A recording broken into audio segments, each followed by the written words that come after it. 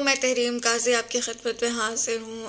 آج میں ٹک ٹاک کو اسکرول کر رہی تھی اور اسی دوران میں نے ایک ویڈیو دیکھی، اور وہ بڑی ہی افسوسناک قسم کی ایک صورتحال ہے اور بہت ہی پریشان کن قسم کی صورتحال ہے کہ ہمارے معاشرے میں اس طرح کے لوگ رہتے ہیں جن کا ذہنی سکون بہت ہی لو لیول کا کہہ دینا چاہیے، یا بہت ہی سب اسٹینڈرڈ قسم کی چیزوں میں پایا جاتا ہے۔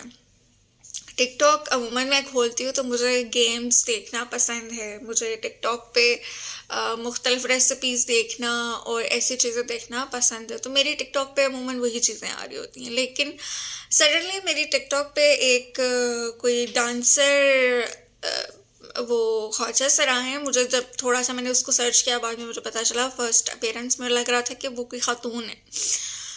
اچھا، وہ ڈانس کی ان کی ویڈیو آ رہی ہے، آئی واز سو سرپرائز کہ ایک شادی کا ایونٹ ہو رہا ہے، ایک دلہا صاحب ہیں جو کہ ان ڈانسر کے ساتھ ناچ رہے ہیں اور ان پہ پیسے بھی لٹا رہے ہیں، اور جو ارد گرد کے لوگ ہیں وہ اس طرح سے بیٹھے ہوئے ہیں، اس طرح سے دم بخود ہیں جیسے کہ کوئی کرشمہ ہو گیا ہے ان کے سامنے، اور ان کی آنکھوں سے ہوس ٹپک رہی ہے، ان کی رال ٹپک رہی ہے اس سارے سین کو دیکھ کے۔ اور میں یہ سوچ رہی تھی کہ یار ان کا لیول کیا ہے، انہیں فرق نہیں پڑ رہا، ایک تو یہ کرنے جا رہے ہیں شادی، لیکن بھوک ان کی جو ہے، ذہنی بھوک جو ہے، جو اندر کی بھوک ہے، نفس کی جو بھوک ہے، وہ ابھی بھی ان کی ختم نہیں ہو رہی۔ اور اس ایونٹ پہ کتنے ہی لوگ ہیں جو شادی شدہ ہوں گے، اور وہ اپنے کیمرہ سے، وہ موبائل سے ویڈیوز بنا رہے ہیں، خوش ہو رہے ہیں، اس منظر سے لطف اندوز ہو رہے ہیں۔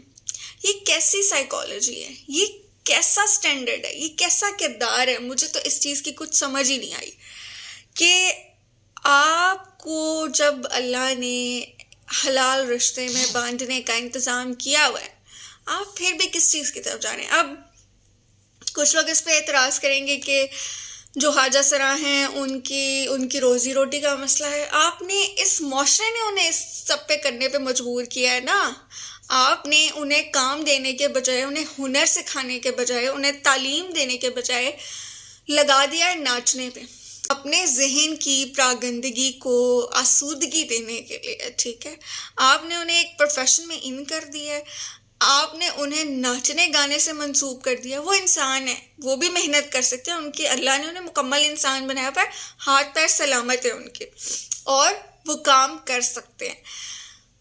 ایسے میں آپ کی جو معاشرے کی یہ مینٹلٹی ہے نا، بظاہر وہ لوگ بڑے ہی شریف، بڑے ہی اچھے، سوفسٹیکیٹڈ نظر آ رہے ہیں، لیکن ان کا ایکٹ کیا ہے؟ اور میں تو یہ سوچ رہی ہوں کہ وہ خاتون جس کی ایسے مرد سے شادی ہونے جا رہی تھی، وہ کیا، اس کا کیا لیول ہوگا، اس کا کیا سٹینڈرڈ ہوگا؟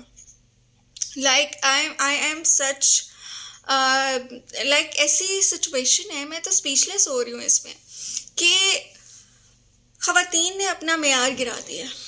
اگر خواتین یہ طے کر لینا کہ ہمیں ایک باکردار مرد سے شادی کرنی ہے، تو آپ دیکھیے گا ہمارے معاشرے کے 90% مرد جو ہے نا، وہ کوارے مر جائیں گے، کیونکہ ان کے پاس کردار کی کمی ہے۔